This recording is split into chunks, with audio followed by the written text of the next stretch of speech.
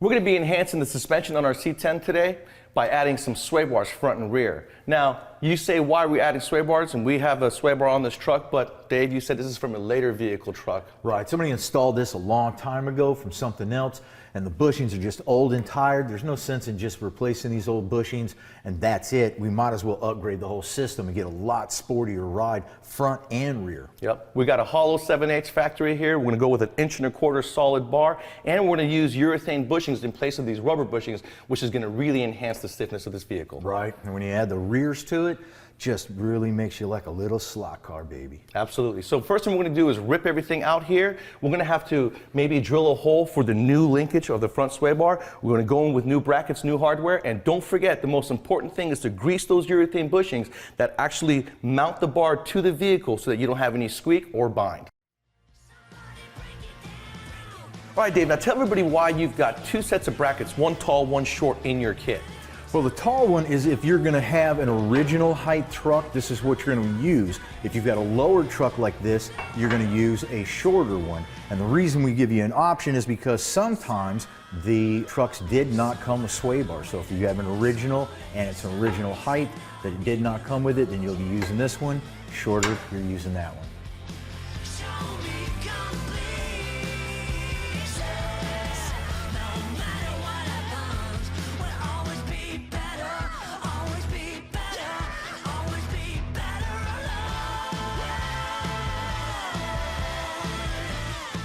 Now, when you guys are installing end links like you're seeing Dave do right now, you have bushings that's got a flat spot and a protrusion on one side. The flat spot's going to go against your washer, and this indentation is going to go inside the component. So this will sandwich the control arm, and the other one is going to sandwich the sway bar itself.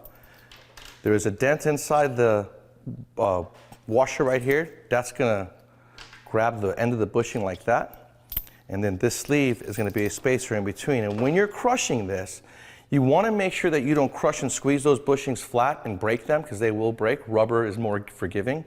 And you want to do it on the ground, because if you tighten it on top and you put it on the ground, you may have an air gap. So when it's on the ground after you've tightened it up in the air, make sure that the bushings are tight, no air gap, but not squished either.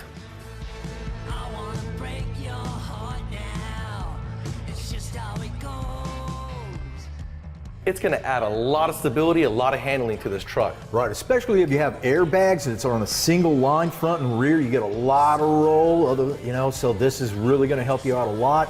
You're going to get a more stable ride. You're just going to drive it like a little slot car, a little race car. Well, this thing, he added a front sway bar to this at some point from a later model truck, but the rear ones don't ever come with one. So that rear sway bar is going to be a huge addition to the handling of this truck. Oh, definitely.